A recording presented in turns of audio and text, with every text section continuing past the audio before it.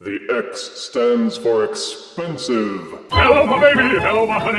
Hello, my ragtime gal. Sonny, you kissed my wife. Baby, my heart's on fire. After reviewing ThreeZero's DLX Nemesis Prime, I was curious to see if they had done one of Megatron as well. And it turns out they did. Behold the box of the ThreeZero Megatron figure in all its glory. Megatron is the bazooka-toting Decepticon leader, of course. And this high-end, non-transforming figure is meant as a display piece for the serious collector. Anywho, the box is large and feels solid. Self-respecting collectors will not simply throw this one away. It has a Velcro flap you can open to peek at the contents. Peekaboo! Peekaboo! Blurbs on the front and side make darn sure you know this is a representation of the War for Cybertron Siege line Megatron. And you can check out my review of that figure in the links below. Click like and subscribe. There's a ragged Decepticon logo on the back. And now that you have been sufficiently teased, let us unbox ThreeZero DLX Megatron and see if the size of his gun matters. Out of box, ThreeZero DLX Megatron comes with a number of accessories. He also comes with 10 different hand accessories, which include 2 clenched fist hands by default, a pair of left and right hands for gripping the sword accessory, a pair of left and right hands meant for holding the gun accessory, a pair of open face slapping hands, and a pair of relaxed I don't care what's going on hands. There is also a big honkin' sword accessory, and a number of small plugs which are meant to combine the sword accessory with the gun accessory, or to serve as handles for holding and gripping. There is a handle for the gun accessory, a backpack accessory, Megatron's signature fusion cannon, a display stand for the figure itself, and the instruction booklet. The stand appears to be identical to the one that was included with Nemesis Prime, which worries me because that one fell loose from the armatures pretty easily on some poses. The instruction booklet lets you puzzle out how to safely pose the figure and install the batteries. And just in case you're curious, these are the batteries you're going to need. This kind, right here. And this is ThreeZero Siege Megatron out of box. And it does appear that they put just as much care into its construction as they did with Nemesis Prime. Aesthetically, he does look like Voyager Siege Megatron, which gave his alt mode a more Cybertronian look. But since there is no alt mode, that's completely irrelevant, and we can focus on the robot mode. Megatron is always done over in silver and black with occasional red highlights or purple for his insignia, and this figure bears that in mind. If you're hoping for actual shiny chrome, you'll be disappointed. If all the silver parts were chrome, then you would notice pretty much every scratch, imperfection, or speck of dirt. But since he's done up in siege-like grunge, the imperfections look like they were done on purpose. As with Nemesis Prime, they took the black sections and brushed them over with silver, which gives some added dimension to the detailing, and helps you notice things that you might not otherwise have been able to see or appreciate. There's a weathered, been out in the real world style to his appearance, and all well done from head to foot. And the colors set off the intricate sculpting. ThreeZero took the Siege figure and replicated the look, even putting in these mini Fireblast port nodes, which don't work, of course, because now they're oversized. But he's got a lot of ridging, plate seams, pistons, widgets, and other bebops. And they threw in battle scars, too, with ding marks, ragged cuts, and other deliberate flaws which convey the impression that he's been out making a ruckus. Even though he's based on the Siege mold, he's still got a lot of G1 styling. There's the bucket helmet, the angular silver scowling face with pouty robot lips. There's the broad chest plate with whatever these things are on either side, and the little notches on either edge too. There's the blinky light abs, the black underpants with matching shins, and even fake gun trigger shoulder pads. There's the indication of the angular support struts at the back of his shoulders, but in spirit, this remains faithful to his Generation 1 beginnings, And with the accessory options, you can make it even more so. He is mostly made of plastic, but it's solid and durable plastic. But he does have several metal parts, and you can feel it.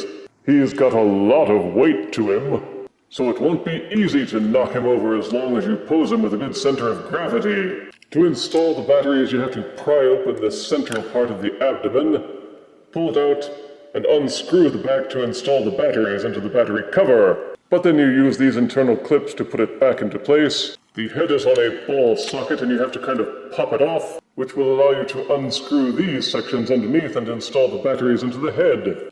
Then pop the head back on. To activate the lights on the abdomen, just push this button on the side. Easiest way to activate the eye lights is to put your thumb underneath Megatron's nose, grip the back of his head, and then click them on. The camera doesn't really do them justice. In a normal room under normal lighting, these do an excellent job of giving Megatron a healthy glow, as well as reenacting his infamous "I shall be avenged" routine. I shall be avenged. The backpack accessory is meant to look like the folded-up tank treads of Siege Megatron's robot mode. These are black with silver grunge paint, set off with a metallic red. The attention to detail is equally superb. Extend this hinge outward a little bit so that you have a bit more clearance to install them on the shoulders. Then you just slide the pegs into these holds and hey presto, he's got his backpack. Once fitted on, these hinges will allow the pack to swivel up and down. And that allows you to move things out of the way for when you're setting a pose. But if you decide that you don't want the backpack installed, there's no rule that says that you have to. Use it or not, as you please. This set comes with this little plug, which goes into this slot on the side of Megatron's arm. Once that is installed, you may take the fusion cannon accessory, which has matching holes. Plug it on, and Megatron's got his gun. These holes are also meant to work with the handle accessory. Plug those together and you can use Megatron's fusion cannon as a kind of big rifle accessory. Once the handle is installed on the gun, you can use the matching hand accessories. Pop out one of the fists, revealing this little ball socket. Plug any of the other hands onto that ball socket to replace them. Sometimes it's easier just to remove the gun from the handle and plug the hand on without it, then plug the gun back on. The fit is very tight. At least initially. Sometimes one or two removals will be necessary for any of the hands in order to get them to loosen up and slide on and off effectively. Then Megatron can hold his gun like a rifle, but he's never done that on the show. He's always worn it on the side of his forearm. I'll be doing it the traditional way, but it's nice that they gave you the option if you want it. Molded well, the cannon also has silver brushing attached to it. It has the main features of his old Generation 1 cannon. It even has that internal striation, which was sometimes there in the Generation 1 cartoon and sometimes not. The sword accessory looks wickedly long and sharp. It is plastic, but the paint makes it look nice and metallic. You can also do that thing from the Siege line where you rotate this section out to make it another cannon. And it does have this little peg on the underside, which matches this hole on Megatron's other forearm. Plug those two together, and face it either direction to either have his sword pointing forwards, or a set of dual cannons. Pew pew, bang bang. Or you can utilize this keyhole-shaped port with corresponding plug on the sword handle accessory. Plug those two together, then muscle the hand onto the handle. They're made of flexible plastic, and the fingers can endure the twisting that you have to do in order to get the handle inserted. But don't be too rough with it. Then repeat the process for swapping out the hands, and Megatron can hold the sword in a more traditional pose. But wait, there's more. Remove the sword from the handle, then using the same port at the base, use this double-ended plug that comes with the set. Insert, then use the hole inside the fusion cannon, and you can create Megatron's double gun sword bladey thingy. I'm sure it made sense to somebody to jam a sword hilt into the barrel of a gun and start pulling the trigger. But it is massive and intimidating, and you can use the accessory hands to have him hold or cradle it in any posture that won't cause him to overbalance. And as always, you can take any hand or other accessories that you decide you're not going to use and cast them into the pit.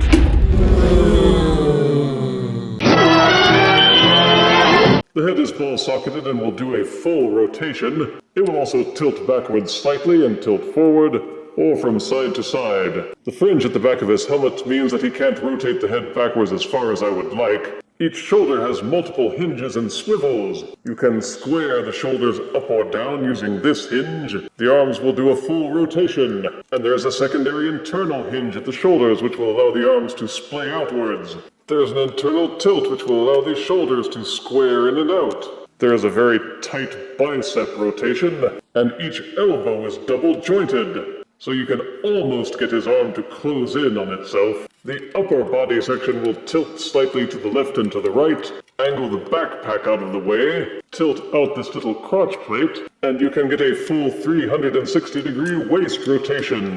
The upper body block will rotate backwards very slightly, but you get a massive forward ab crunch. There's plenty of clearance so that he can tilt his body forward, and the lower waist portion will also tilt forward very slightly for additional crunchage. Megatron's underpants are fitted with several tiltable panels to accommodate either waist or leg rotation. These flaps at the side will tilt up. These sections at either side will angle forwards or backwards. The cod piece will swivel outwards and tilt down a bit, which is necessary when doing crouching poses or rotating the waist. It will also give more clearance for tilting the pelvis skirts. Each leg would do a full rotation forwards and backwards, but it does reach a point where the rear leg rotation starts to bump into this back pelvis plate. Tilt up these side panels, and you can angle each leg outwards all the way. Each leg will fully rotate at the upper thigh, and double-jointed knees will allow the leg to fold backwards nearly all the way. These little panels at the sides of the leg will tilt outward slightly to allow ankle rotation clearance, and each foot can be pulled off from this port at the bottom of the ankle. Depending on how far you insert the foot, you can tilt the ankle to the left and to the right. It seems to have a built-in stopper which prevents it from rotating out too far, supposedly so that you don't damage this panel. But because it's on a peg, it means that you can rotate the foot either to the left or to the right, and if it weren't for this portion at the back of the ankle, you could tilt the foot backwards all the way. But you can also tilt the foot forward to a far degree, as well as folding up the heel spurs. These little panels on the wrists will fold up and down to accommodate any hand poses, but thanks to quality engineering, you will have no lack of ways to both pose and accessorize your ThreeZero Megatron figure. There are no ratchets, but the joints are so tight, you don't need them. Remove this panel from the back of Megatron's butt, then insert this tooth-ratcheted section of the display stand, then plug it back into the crane armature of the display stand, and if there is a pose that requires more support for balance, you can utilize the stand. This toothed section slides out far too easily for my liking, and given how heavy these figures are, it doesn't feel as if the stand will give it enough support for some of the poses. So when using the stand for more action or flight poses, be sure that you give him a good center of balance. For size comparison, here is ThreeZero DLX Megatron next to Generation Select Super Megatron. Here is ThreeZero Megatron next to Kingdom Core Megatron. Here is ThreeZero Siege Megatron next to Earthrise Voyager Megatron. And here is ThreeZero DLX Megatron next to $10 trillion from Zimbabwe. The ThreeZero peeps put quality into their work, and it shows. And if you're lucky enough to have had them work on a figure based on a character you like, then you may want to save up some smackers and get one. Positive aspects are the figure is well proportioned, it's got a lot of heft, die-cast metal parts, and bang-on replication of Megatron's robot mode from the War for Cybertron Siege line. The colors are excellent, and they did a superior job on the grungy paint details. There's lots of excellent sculpt work, electronic lights, a boatload of accessories and weapons, superior articulation which makes the RED series look like kid stuff, a stand to help with those action poses, and a general feeling of quality that you don't get with a regular Hasbro figure. Negatives are that some of the panels which move out of the way for articulation feel a bit thin, Getting the head and ab panels off for the batteries was a challenge. The lips on the face look a bit puffy. The fringe around Megatron's head prevents it from tilting backwards. Changing out the hands can be a chore after a while. And also storing the spares which you're not using. The connecting component of the stand slides out unpredictably, and the stand itself feels ready to tip over unless you're really careful with the center of gravity. The instructions can be a bit hard to follow, but there's more to enjoy than to complain about if you're a hardcore collector, and if you don't care that it's a non-transforming figure, then ThreeZero DLX Megatron is as close to robotic perfection as you can expect to see. I give this figure 9 out of 10 deaths. I will be avenged. If you refuse me, honey, you lose me. Then you'll be left alone, oh baby. Tell them all and tell me I'm your own.